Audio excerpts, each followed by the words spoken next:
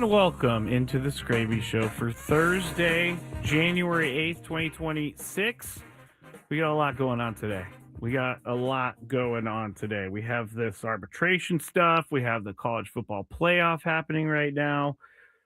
And Tarek Skubal and the Detroit Tigers. Apparently, I really didn't. I thought it was a bigger deal that Tarek Skubal fouled for something, and then the Tigers went back with something way lower.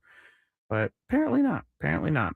The Padres, though, agreed to contracts with all six of their arbitration eligible players ahead of today's deadline.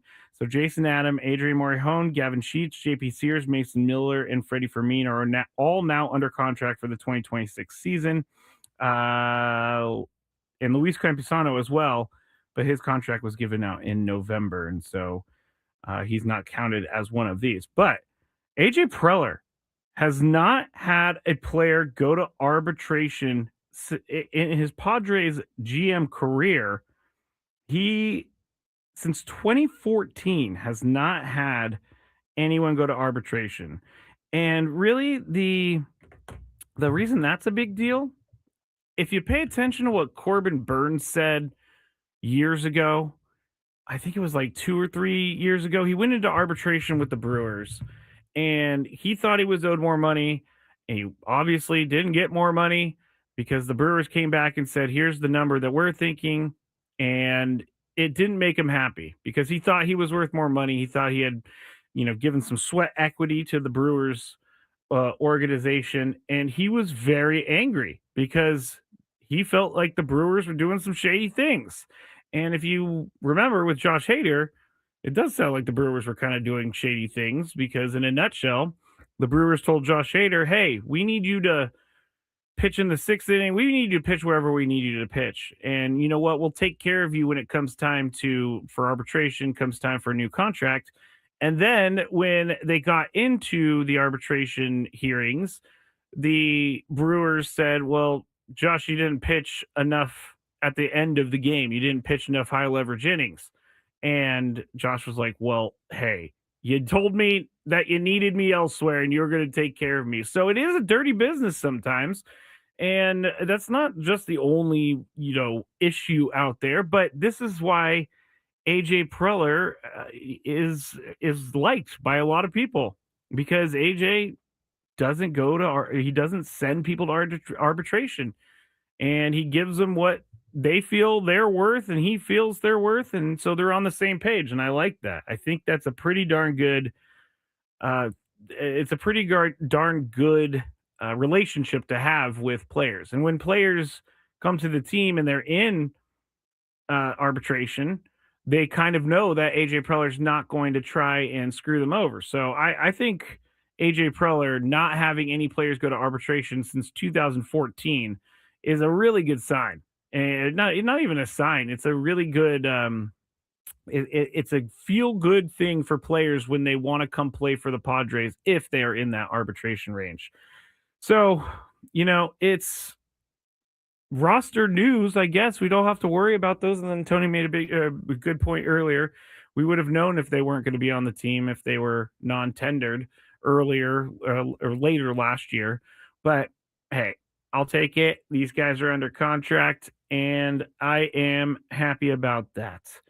I wanted to say also, happy birthday to 97.3 The Fan's biggest fan for at least 2025. Rod, if you've heard his name on the chat or on the show or on the chat, Rod, it's his birthday today. It's also, I believe, our guy KG's birthday today. So congratulations on having a birthday, and happy birthday to both of you. Appreciate everything you do for our station.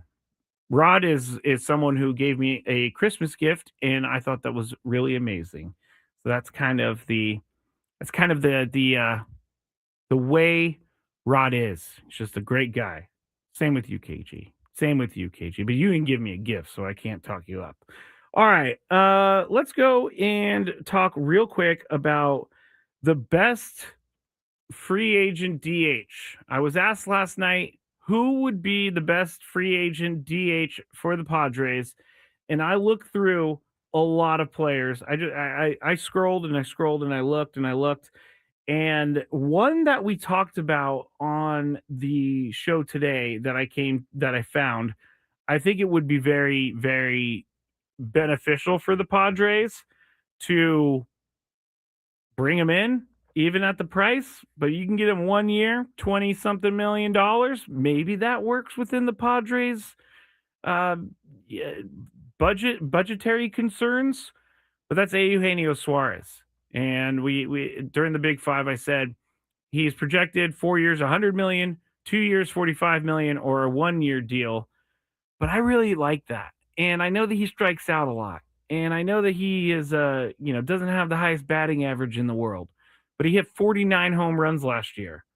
And if you're going to bring in a guy who can hit 40 plus home runs as the DH, and also he could spell Manny at third base, which isn't the worst thing in the world, I would really love to see that happen. And I know that's kind of a easy name brand pick, but you know what you're going to get with Suarez. You know what you're going to get with him. He's going to hit for power. He's going to strike out a lot, and he's going to have a low batting average. But we dealt with low batting averages last year, but we just couldn't handle the zero power that also came with the low batting averages last year. Baseball Reference has him projected to hit 30 home runs this season, and he would hit 236, which and strike out 169 times. But in his career, for the most part, he's hitting 30 home runs since 2021, 31, 31, 22, 30, 49. That's a lot of home runs. He's hit 49 home runs twice. I would love to bring him in. I would. Can I handle the strikeouts? Yeah, I could probably handle the strikeouts as long as he's hitting 49 home runs. I could definitely handle the strikeout. As long as he's hitting 49 home runs, though, because I don't know that I want a guy who's going to punch out. What did they put down? 169 strikeouts they're projecting for him. That would be less than he did last year. But anyway, I can handle the strikeouts if you're going to hit a bunch of home runs. But he is going to cost. He is going to cost, and I know the Padres are kind of under that sort of budgetary restriction because of what's going on and the team exploring a sale and all that stuff. So I think it's maybe a long shot that Eugenio Suarez would end up in a Padres uniform, but at the same time, I wouldn't hate it whatsoever. Would not hate it at all because I want to see home runs. I do. All right. You can watch the show if you want on YouTube. Just search 97.3 The Fan, or you can search at The Skraby Show, and that will bring you to my YouTube. You can also watch on Facebook, 97.3 The Fan, and X, 97.3 The Fan SD. Miami went down and scored again. So it's under 2 minutes to go. It's 123 or 124 to go in the first half. Miami leads Ole Miss 17-10. I did see Kyron Lacey, and since I can't hear what's being said on the broadcast, I did see Kyron Lacey, the Ole Miss running back who had a massive touchdown earlier in the game. I did see him with some medical personnel on the sideline, so I'm not really sure if he's out or if he is, just getting a breather. But it's 4th and 2 for Ole Miss, and this game so far has been very heavy Miami. They've been very good, but Ole Miss has hung in there. So Ole Miss has to get it going in gear, because I want to see Lane Kiffin kind of be a little angry that Ole Miss is still in the college football playoff and Ole Miss is in the championship game. I want to see that happen. That would be fun. Jimbo Fisher, he really did. If you missed it earlier, he really did have a pretty good take on Lane Kiffin. Now, I hate piling on Lane Kiffin because I know Chris does it enough. But Jimbo Fisher also, he says it in the clip, he's a guy who has left schools before and things like that. So he's not saying that he's a saint. But here's what Jimbo Fisher said on the ACC network about Lane Kiffin and the Ole Miss and the treatment of the Ole Miss players. Your head over there. This is crazy, no? No, it's selfish. That's what it is. It's stupid. And because here's why I say that. He wanted to coach and thought he didn't get his way. So everybody get on the plane with me. You don't have a job. All right? And he makes them all go. Then he gets down there and takes a PR hit because it looks bad that you really don't care about the kids. Then he says, okay, you can go back. But here's where he screwed up. He thought they were going to lose. He thought they were going to lose to Georgia, Exactly. and the portal thing was all over with, and it was going to be all over with. And he said, "Oh, I'll look like a hero." Yeah. Now he's got egg on his face because the real lane came back out. You know what I'm saying? And if those guys were allowed to coach the first game, they should be allowed to coach it because those kids are doing something that you get one time in your life to ever do. Literally. That team and those guys one time. And as a coach, listen, I know I've left the job. I get that. But if you took them on and said they're never coming back, that's fine. You set the rules of the game. You don't change the rules in the middle of the game. And as a coach, it's hurting the kids and it pisses me off. There you go. Jimbo Fisher, former Texas A&M coach, former Florida State coach. And he said something during that I didn't catch the first time, but he said the real Lane Kiffin came out. And that is, like, I've said this on the Gwen and Chris show, but I don't understand why. I've always had this question in my head, and I don't understand why people who are not, I don't really want to call Lane Kiffin a bad person because I don't know him, but from what I'm reading and all the things people say about him, I don't understand why people would want to deal with that. They just got rid of Brian Kelly. Brian Kelly was labeled as one of the most difficult head coaches to work with in college football. And Lane Kiffin just steps right in. I think LSU thinks that if they just throw a bunch of money at the problem, that it's going to correct itself. But I don't think that's how it's going to work. I don't think that you can just throw a bunch of money at this problem. Now, maybe in college football, it could work because other teams can't do the same thing. But I don't know that Lane Kiffin is going to have the national championship success in his first season. I don't think, but is LSU expecting that? I kind of think they are. But anyway, I do want to see Ole Miss win because they have faced a pretty tough challenge here, and being a team without a coach and all the circus that surrounded it for as long as it has, they're hanging in there right now in the Fiesta Bowl. So good for them. Miami still up 17-10.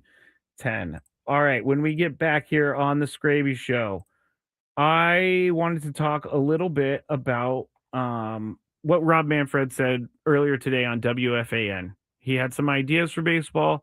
I want to share those ideas with you, and we'll discuss when we get back here shortly. 97.3 The Fan. Jack, when you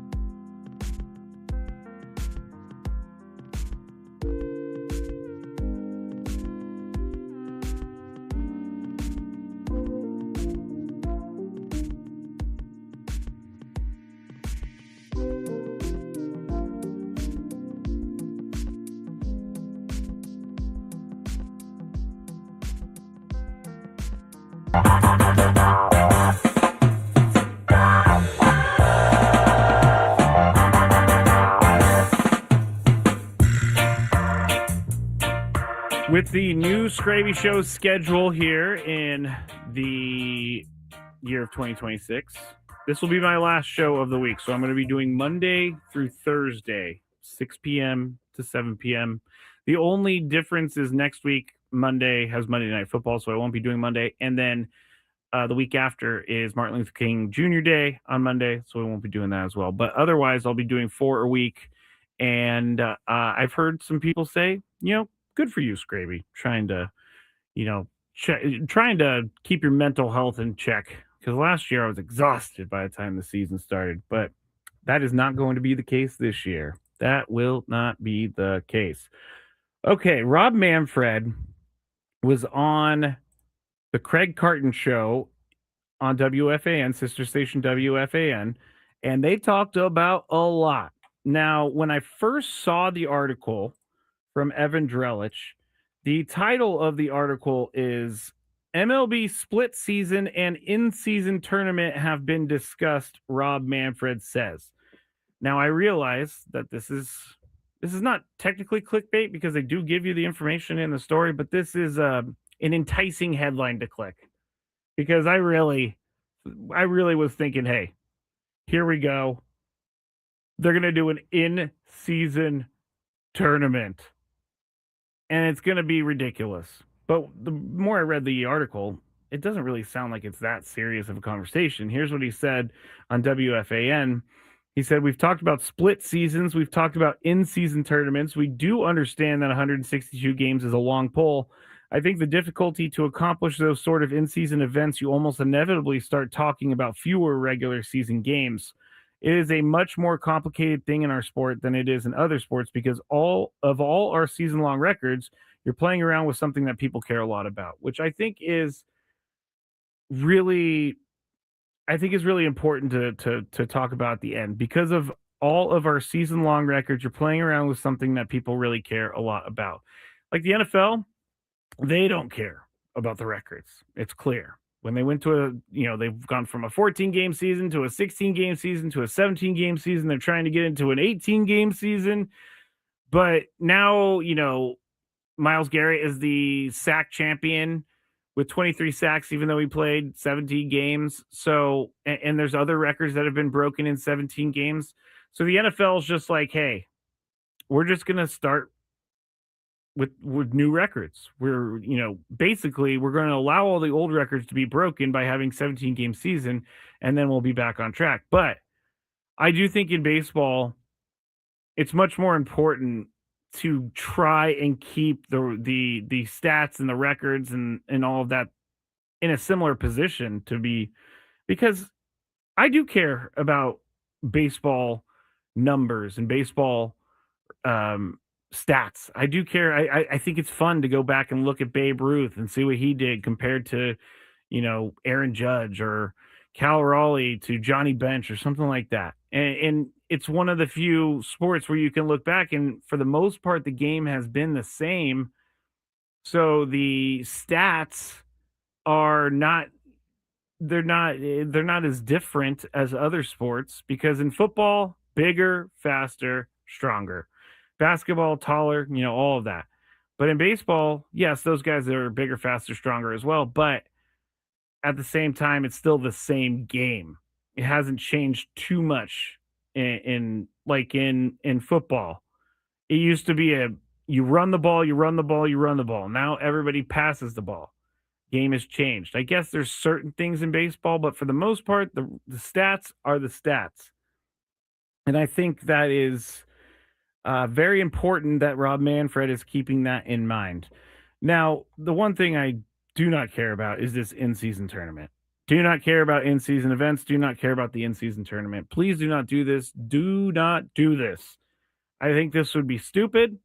And the reason I think it would be stupid is because it's basically just directly copying the NBA. Come up with your own idea. You also already have a World Baseball Classic, which is tournament play. So I don't think you need another in-season tournament. And I don't really think that this is the best idea for baseball. That would be hard. Logistics would be hard of that. It would be hard because in basketball, NBA teams play, I guess they could play back-to-back days, but It's either a 2-day rest or 3-day rest. Baseball, you're every day. So how are you going to get people to different places that need to go for the in-season tournament? And that's about as much as I'm going to spend on the in-season tournament because I don't ever think it's going to happen. It's like the golden, what was it? The golden at bat that Rob Manfred threw out there, which is what was it? Oh, you could pick any hitter at a certain point in the game from your lineup or from your bench and use them even if they're out of order. So they were thinking the golden at bat. Like, it's kind of crazy. But in-season tournament is, to me, kind of just as crazy. Now, he did talk about some other things Rob Manfred did, and here is where I think he's on the right track. I think Rob Manfred, in this case, is thinking along the lines of what us fans are thinking, and it's about a free agency deadline because we know that we could have this free agency open forever and no one can get signed. But if you had a deadline, kind of like a transfer portal deadline or something, if you had a deadline, there would be much more action.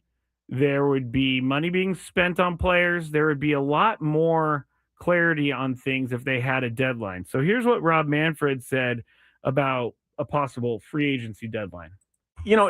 The proposal really was not about trying to alter the terms of deals one direction or another. I'm kind of a believer in you have a deadline, you're going to make the same deal, give or take, Right. if you string it out. I think the reason I was interested in, I think that like from the 1st of December to the 20th, if we had a period in there when all that free agency activity went on, it's a great marketing opportunity for the game at a point in the calendar when, you're not quite in the NFL playoffs, the NBA is still kind of early. And, it's a great chance to kind of own some off-season weeks, Right. which is crucial to selling season tickets. So that's why I was interested. Do you have look? I'm going to ask you a question. I know it's hard for you. And there you go. Rob Manfred says something that I think is also very important because it tells me that he obviously he understands baseball and all that, but he's right. If they did a December 1st through December 20th free agency deadline, baseball would be the talk. Baseball would be the talk of sports because he said it. NFL's not in the playoffs yet. NBA's just starting getting going. Hockey is not much of a competition. If they were to do this, there would be lots of reasons to talk about baseball. But right now with baseball and no free agency deadline, it's free agent here, then 9 days later, free agent there. And it's hard to build momentum for people to talk about baseball in that way in the offseason. So I think that's actually, I really like what Rob Manfred said there. And I don't really know why players would have a problem with this. I think it would force teams to sign players, and then those players would know that they have a home for the upcoming year. I think that would be a good thing. The free agency deadline would be a good thing because let's face it, they do need marketing. They do need marketing opportunities. They do need things in the off season that people can point to. The winter meetings is there, yeah. The GM meetings are there, yeah. But those aren't as, they are newsworthy, but not in the way that we would talk about them, that other shows would talk about them around the country. And so I think the free agency deadline would be good. You need something to talk about. Now, here's another thing that Craig Carton asked Rob Manfred about, and I think we're all interested about this. But Rob Manfred addresses the concern over a potential work stoppage in 2027. I came inside at baseball in 1998. We have always played through 5 or 6 rounds of bargaining. We have always played 162 games. Okay. All I can tell you is that when I came, my goal was to make sure that every time we bargained, we played 162, and that's my goal this time around. We haven't even started the process. And, candid conversation about, we see things that need to be addressed. That doesn't necessarily mean you're going to make this proposal or that proposal. I think we have to wait and see how things unfold at the table. We got lots and lots of time to work on it. And the most important thing for fans is certainly my goal to make sure that we played 162 games next year. That is shocking, because I heard that clip before the show, and it still shocked me. Said they haven't even started talking yet. It's a year away. And Chris said this last week. What have they been doing? They know this deadline is coming. Why have they not been laying groundwork? Why have they not been having conversations to see how far apart they are? If they haven't even started the process yet, I have a bad feeling. Not that like a season's going to be canceled or something, but I just do not see the players wanting a salary cap, and I just don't see the owners wanting to continue on the way they are with the way the pay structure is set up. And that could get dicey. Really, really dicey. So hopefully Rob Manfred, he said it. It's kind of like AJ Preller not sending any players to arbitration. Rob Manfred is not going to lose games due to a bargaining agreement. Blowfish says teams would end up colluding and abusing it to drive down player prices. And we're talking about the free agent signing period. I'm sure they would, because that's what all teams do. But you got to make rules. You got to make rules. You have to protect the players in this. You cannot let teams collude. Baseball does not have enough rules in that way. It's kind of like the U.S. government. A lot of stuff is state decisions instead of federal decisions. In baseball, it's a lot of team decisions rather than Major League Baseball decisions. But to know that they haven't even started yet is shocking to me a little bit, but it probably shouldn't be shocking. Here's Rob Manfred talking, last clip. Here's Rob Manfred talking on Craig Carton's show on WFAN, his vision for expansion and realignment.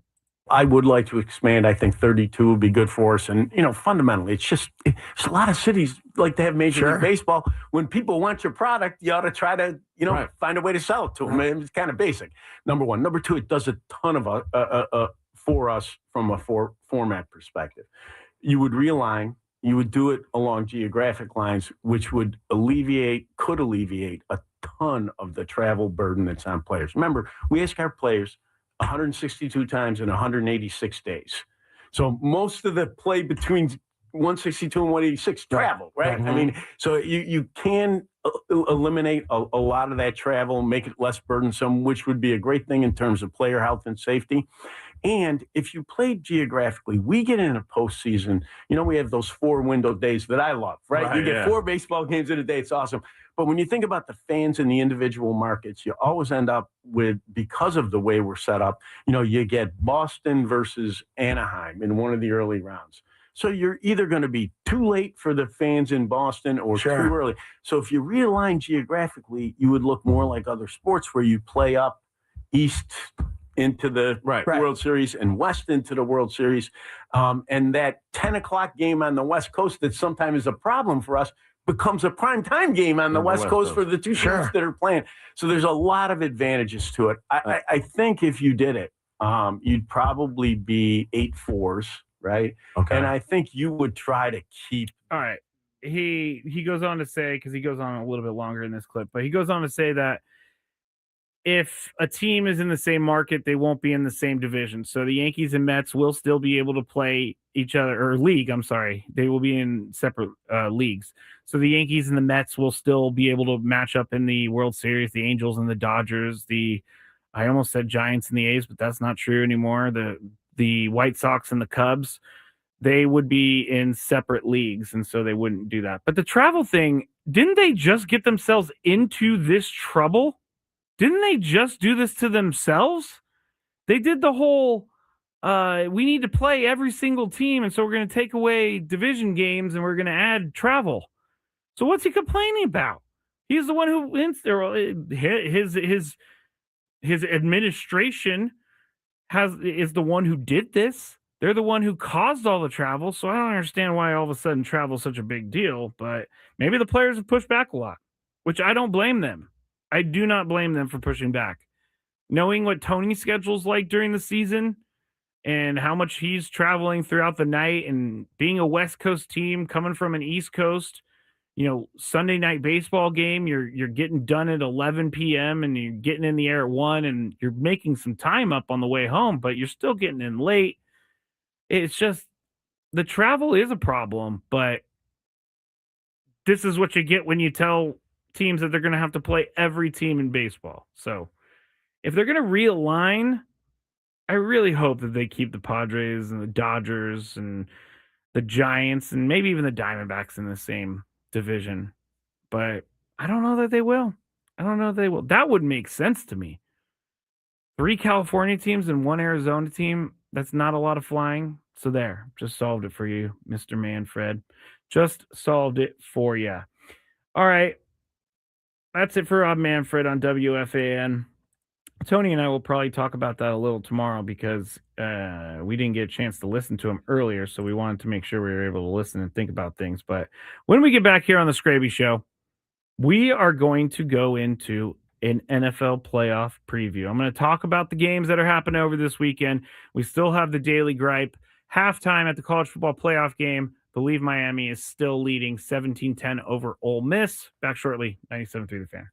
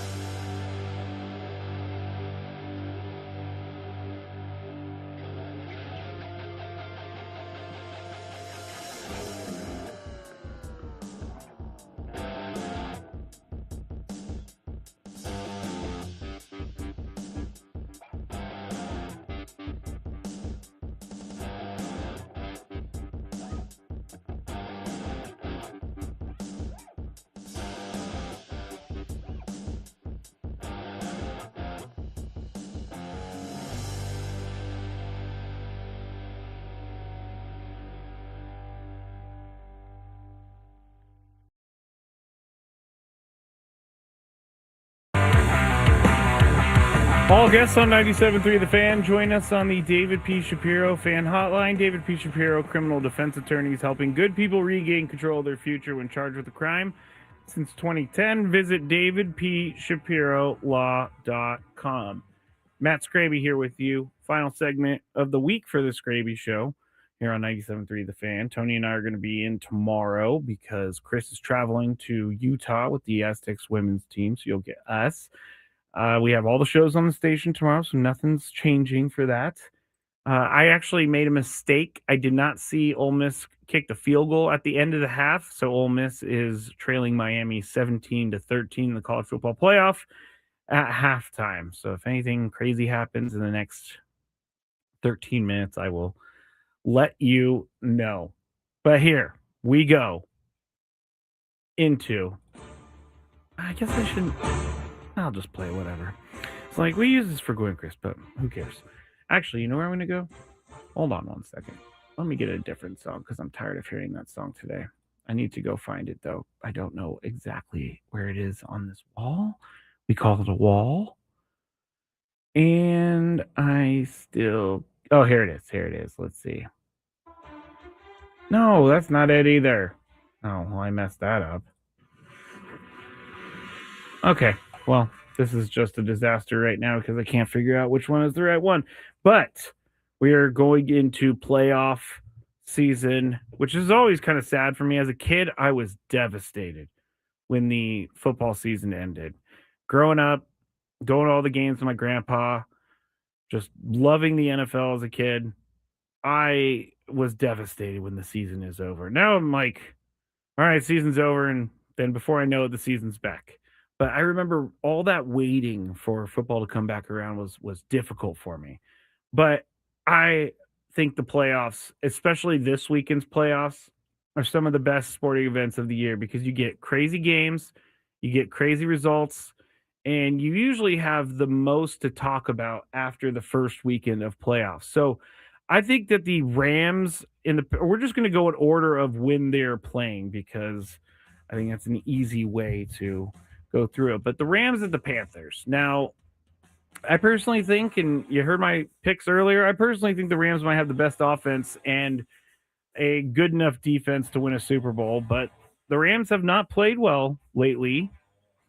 Whether I like it or not, though, Sean McVay is a really good coach, and he's going to have them ready. I don't see them. They went to Carolina in December. The Rams lost to the Panthers. I can't see them going back to Carolina and losing 2 to the Panthers this year. So I don't think the Rams, it may be a close game, but the Rams pull away at the end type of thing. All I know is I was hoping and praying that somehow the 49ers got matched up with the Panthers because although the Panthers, they've looked good at points this year, they're a playoff team, they're not playing their best football right now. So I'm going to pick the Rams to win 31-17. And the reason I'm picking scores is because Chris absolutely hates it when people pick scores. So Rams win 31-17. Next game Saturday night, Packers at the Bears. This is an interesting game because I have seen Caleb Williams go from a question mark as to whether he'll handle the NFL okay to a guy who could potentially win a playoff game this weekend. And the Bears could play really well on offense. They could score. They could keep up with other teams. They can run the ball like crazy. And we all know when you can run the ball like crazy, that means you can also pass the ball like crazy. But it seems like right now everything is coming up Bears, except for they lost the Lions on Sunday. The one question I have, though, is how Caleb Williams plays in his first playoff game. There is a ton of pressure on him. Bears fans have been waiting for a team like this for a while. So they're not going to let him get off the hook easy if he doesn't play well. And he's a number 2 seed at home against the mortal enemy, the Packers. So the question to me is, will he come through or will he feel the pressure? Personally, he seems like a guy that will come through. And maybe in his first playoff appearance, I could see a situation where he, lets his nerves get to him, but I don't think that's going to happen on Saturday night. The Packers, on the other hand, they do have a quarterback with playoff experience in Jordan Love. They have the pieces on offense to make it happen. But I do think losing Micah Parsons is going to doom this team. I feel like all of their energy, all of the good vibes that they had going was, taken away when Micah Parsons tore his ACL and went out for the year. I think the Packers are running on fumes and they're limping into the playoffs a little bit. At one point, it looked like the Packers were the best team in football, but that was a long time ago. I'm going to say this was a little bit closer just because of a division familiarity. So I'm going to say that the Bears win 27-21. Now, Bills at Jaguars Sunday morning. This, and I wrote this in caps, this is the year Josh Allen has the best chance to win the Super Bowl of his career so far. Except for the Empire. I didn't write that. There is no Lamar Jackson, no Patrick Mahomes. This is the year it has to happen for him. I do think there are just a few players that could win a game on their own, and Josh Allen is one of them. Obviously, he can't do it without his teammates and all that, but if there was a guy who needed to have a performance to will a team to a victory, Josh Allen is that guy. But then there's the other Josh Allen too. The Josh Allen that tries too much, that tries to be the hero, and ends up hurting his team. He hasn't done it as much lately, but I did see maybe even this last weekend or 2 weekends ago, it was one of those where he ran backwards. He was trying to get away from a defender, and then he had to turn around the other way and run the other way, and he couldn't get the ball, throw the ball away, and he lost like 20 yards. If that version of Josh Allen shows up, the one that scrambles for everything and runs in circles, Bills are going to lose this game. Jaguars, though, I do think they're good. I said it on Monday. Did I apologize to everybody on Monday? I either Monday or Tuesday, but I apologize to the Jaguars and Liam Cohen because I needed to see them prove it to me that they were good, and they are good. Trevor Lawrence is playing really, really, really well. The defense is nasty, and I think this might be one of the best weapons for any team in the playoffs, but that is that they have a kicker, Cam Little, that can make field goals on a regular basis over 60 yards. I wouldn't even be surprised one day if he kicked a 70-yard field goal because that is how good he is. And that's a weapon. Knowing that you're in field goal range when you cross or at least get close to midfield, it changes the way you do everything. And so I think that's a big deal. I do. I think the Jaguars are going to be at home.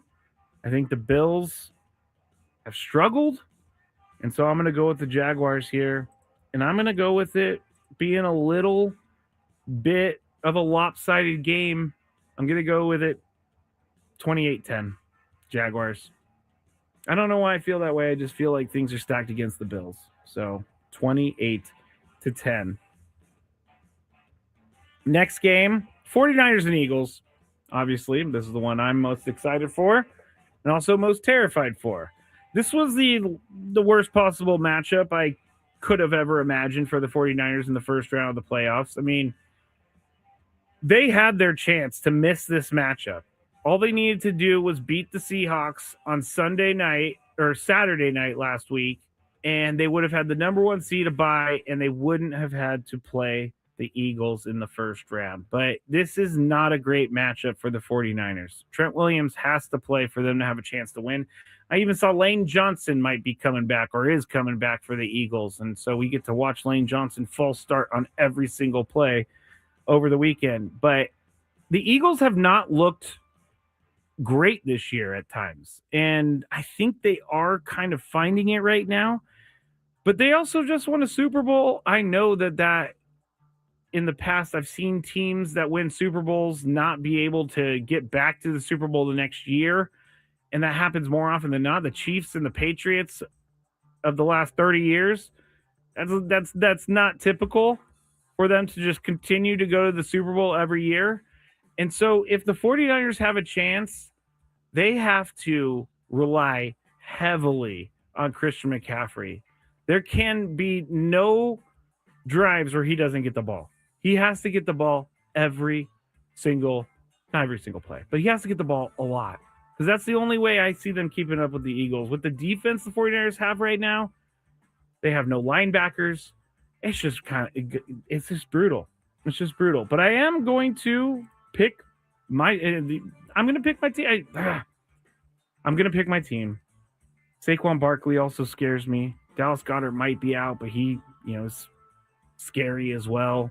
You got A.J. Brown, Devontae Smith. So if the 49ers win this game, it's going to be a close score. I'm going to say 24-21, 49ers beat the Eagles. I need to move along. Wow. Chargers, Patriots, real quick on this. Patriots at home. Drake May, rookie playoff quarterback. Chargers on the other side. Jim Harbaugh knows how to prepare his team for the playoffs. Justin Herbert has to have a great game in the playoffs to avoid criticism.